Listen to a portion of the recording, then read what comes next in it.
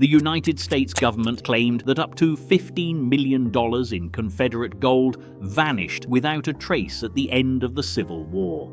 Treasure hunters have been searching for it for over 160 years. Movies, TV shows, and video games have been built around the legend. There is just one problem: almost none of it is true. The real story of what happened to the Confederate treasury is somehow more fascinating than the legend. It starts on a Sunday morning in Richmond, Virginia, on April 2, 1865, when Jefferson Davis received a telegram that changed everything. That Sunday morning, Jefferson Davis sat in his usual pew at St. Paul's Episcopal Church in Richmond when an urgent telegram arrived from General Robert E. Lee. The message was stark: evacuate Richmond immediately or risk capture by federal troops. Davis had until 8 p.m. to load the gold, silver, and government officials onto 2 trains heading south on the only remaining open rail line to Danville, Virginia. The first train carried Davis and his cabinet members. The second train held what everyone called the special cargo, the entire remaining treasury of the Confederate States of America. Navy Captain William H. Parker, former superintendent of the Confederate Naval Academy, took command of this treasure train.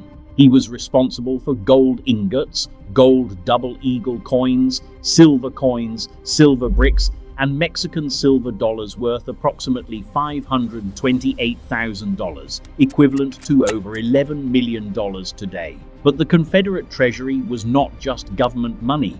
Loaded onto that second train were the gold reserves from Richmond's 6 major banks, worth another $450,000. Most intriguingly, there were 50 kegs of Spanish silver reales, the legendary pieces of 8 of pirate lore, each keg containing 4,000 coins.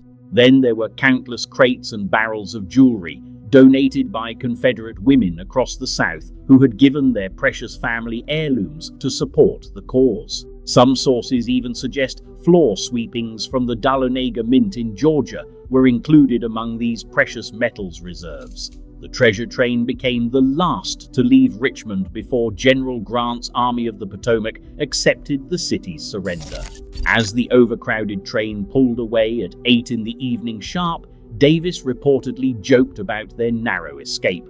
He said, "A miss is as good as a mile," after learning that Union cavalry had burned a bridge just moments after their train crossed it. The journey south became a desperate race against time and pursuing federal forces. The train moved slowly, stopping frequently, finally reaching Danville on the afternoon of April the 3rd. Here, Captain Parker faced his first major challenge. An angry mob of Confederate soldiers and civilians had learned about the treasure and wanted their share. The civilian Treasury guards were powerless against the growing crowd, but Parker ordered his midshipman guards to fix bayonets and clear the area. The sight of determined young sailors with steel convinced the mob to retreat. In Danville, Parker made a crucial decision. He opened 2 of the precious kegs of Spanish silver reals. One keg paid for expenses, and the other let local citizens exchange their worthless Confederate dollars at a rate of 70 paper dollars to 1 silver coin. This small gesture revealed the desperate state of Confederate currency by war's end. But Danville could not remain safe for long. On April 6, 1865, the treasure train departed again, this time carrying a precisely counted $327,022 in gold and silver coins, plus bullion, donated jewelry, and even flour for provisions. The heavy Mexican silver, weighing over 9,000 pounds, posed a logistical nightmare. Evidence suggests that 38 to 39 kegs of Mexican silver dollars, worth approximately $152,000, were buried somewhere in or around Danville, rather than slow down the fleeing government. 3 days later, on April the 9th, General Lee surrendered to Grant at Appomattox Courthouse. The Confederate government now existed only as a moving target, traveling by a combination of railroads and wagons under military guard through rural North Carolina and South Carolina, with stops in Abbeville, South Carolina, as it moved toward Washington, Georgia. Acting Treasurer Micajah Clark now controlled the remaining funds, and the reality of defeat forced difficult decisions. General Joseph E. Johnston's troops, who had fought valiantly throughout the war, received payment of approximately $173,000. Other Confederate units received their shares as well. General Duke's men each received $26.25, totaling about $26,250 for the entire unit. These were not thefts or embezzlements, but legitimate payroll disbursements to soldiers who had not been paid in months. On May 2, 1865, the wagon train carrying what remained of the Treasury finally met up with Jefferson Davis and his escort, General John C. Vaughan's Tennessee Cavalry. The next day, Davis held his final cabinet meeting under the shade of an elm tree. Captain Clark, now serving as acting treasurer, dispensed approximately $56,116 to various cabinet members, officers, sailors, and other government officials as their long overdue compensation. Clark's final and most significant payment went to Lieutenant Commander James A. Semple of the Confederate Navy. It was $86,000 in gold and bullion. Semple was supposed to transport this treasure to Charleston or Savannah, then ship it to Bermuda, Nassau, or Liverpool, England, to establish overseas accounts for a potential Confederate government in exile. 1 week later, on May 10th, Jefferson Davis was captured in Irwinville, Georgia. Federal soldiers found no treasure on him because there was none left to carry. The Confederate treasury had been systematically and legitimately dispersed during the chaotic retreat. But the story does not end there. The Richmond Bank gold, separate from the government treasury, continued its own dangerous journey. On May 24, 1865, 5 wagons loaded with this bank gold began traveling north under federal escort. Around midnight, approximately 20 armed men, claiming to be from Federal Tennessee cavalry regiments, robbed the wagon train at the Chenault Plantation in Lincoln County, Georgia. The irony was stunning.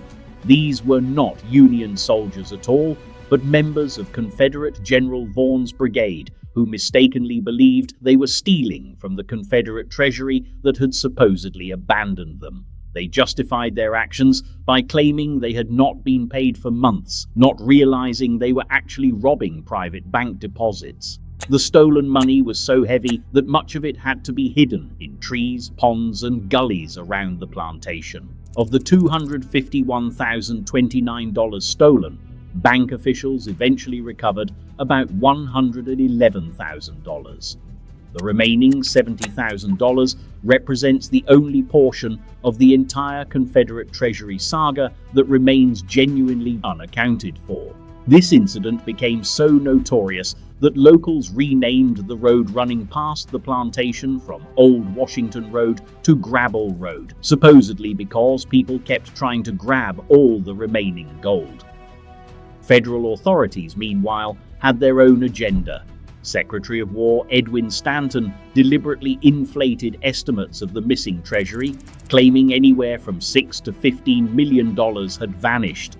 This was pure propaganda, designed to encourage Confederate soldiers to hunt down Davis and his associates for the substantial reward money. Stanton hoped that greed might accomplish what military pursuit had not.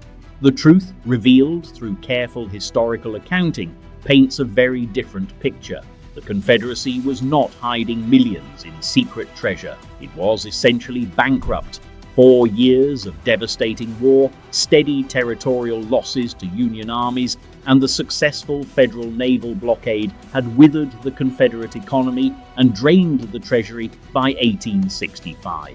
George Alfred Trenholm, the Confederate Secretary of the Treasury during the war's final year, became a particular target of federal accusations. The government claimed he had stolen millions in Confederate assets, leading to his arrest alongside Theodore Dion Wagner, manager of his company Fraser, Trenholm and Company. Trenholm's guilt or innocence remains debated, but historians now recognize him as the real-life inspiration for Rhett Butler in Margaret Mitchell's Gone with the Wind. Like the fictional Rhett Butler, Trenholm was a tall, handsome Charleston native who amassed enormous wealth through blockade running. Both men faced accusations of making off with Confederate gold at war's end, and both spent time in federal prison. The parallels are too striking to be coincidental. Today, the legend of Confederate gold continues to capture imaginations. The History Channel series, The Curse of Civil War Gold, follows treasure hunters using modern technology to search for lost Confederate assets, investigating everything from Michigan copper mines to underground tunnels. Meanwhile, Hollywood films from the good, the bad, and the ugly to Sahara have incorporated Confederate treasure plots. Video games like Red Dead Redemption 2 feature entire storylines about hunting Civil War gold. But Congress settled the legal question in 1867, declaring that all Confederate treasury money belongs to the United States government. Any treasure found would legally become federal property, though this has not stopped the searches. The Mary Willis Library in Washington, Georgia displays one of the original trunks that once contained Confederate gold. The Jefferson Davis Memorial Historic Site marks where the Confederate president was captured. These tangible reminders connect us to a story that has become more legend than history. The real mystery is not where millions in Confederate gold disappeared. It is how the myth grew so much larger than the reality. Historical research has accounted for virtually every dollar of the legitimate Confederate treasury through documented military payrolls and government disbursements. Only those 38 kegs of Mexican silver dollars buried somewhere around Danville, Virginia, and the $70,000 from the Chenault plantation robbery represent genuinely missing treasure. That's the most fascinating aspect of this entire saga. In an age of inflated claims and treasure-hunting fantasies, the truth reveals something more profound about the Confederate cause's final days. A government so desperate and broke that it spent its last dollars paying the soldiers who had fought for it to the very end, not one that was trying to hide secret riches away. The missing Confederate treasury is not really missing at all. It simply became the final payroll of a dying nation. One question remains though. If the treasury was never really missing, why was the FBI digging for it at 4 a.m. in 2018? That's up next.